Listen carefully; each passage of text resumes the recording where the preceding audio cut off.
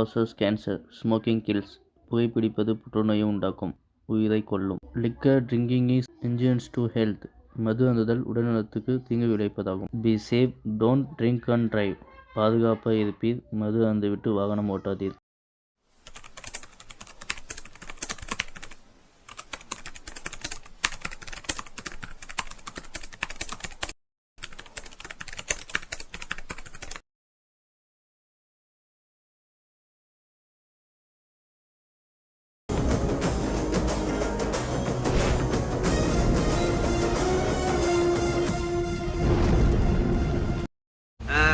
நெக்லஸ கடன் வாங்கி போட்டு வந்திருக்கோம் ஆன்ட்டிங்களே. 101 ரூபாய் மொய் எழுதலாமா 51 ரூபாய் மொய் எழுதலாமான்ற கன்ஃபியூஷன்ல இருக்க அங்கிள்களே, சீட்டாட வந்தவங்களே, செருப்பு திருட வந்தவங்களே, உங்க எல்லாருக்கும் மணமக்களை வாழ்த்தி என் நன்மை ஒரு குட்டி கதை சொல்ல போறா.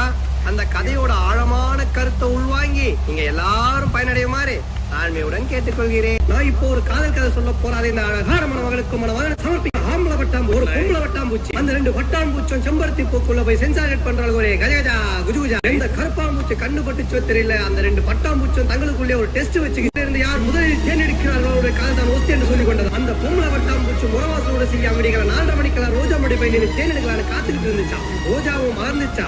அந்த பொம்பளை வட்டாம்பூச்சி தூக்கி வாரி போட்டுச்சா.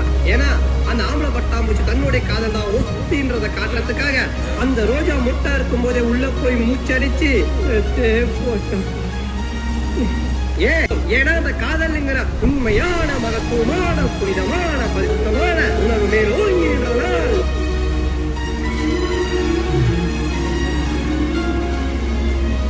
அந்த ஆம்பளை பட்டாம்பூச்சி அது வேற யாரும் இல்ல, என் ஃப்ரெண்டு.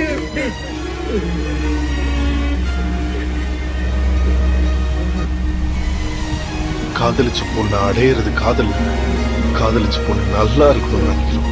அதான் உண்மையான காதல். நல்லா இருக்கட்டும்.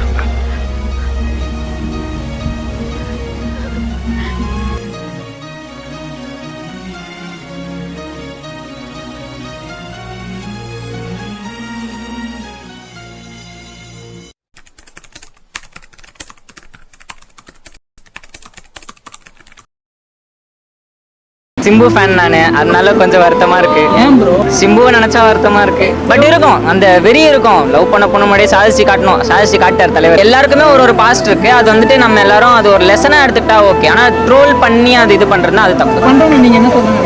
அந்த மாதிரி பண்ணாதீங்கன்னு தான் சொல்ல முடியும். அது அவங்க புரிஞ்சுக்கிட்டா சரி. அந்த மெச்சூரிட்டி லெவல் இருந்தா போதும். இல்ல ரொம்ப கஷ்டமா இருக்கு. இல்ல ஒன்னே ஒண்ணுதான், எவ்வளவு பிரச்சனை, நிறைய பிரச்சனை கொடுக்குறாங்க. எல்லாம் நான் பாத்துக்கிறேன், இந்த பிரச்சனையெல்லாம் நான் பாத்துக்கிறேன். என்ன மட்டும் நீங்க பாத்துக்கோங்க.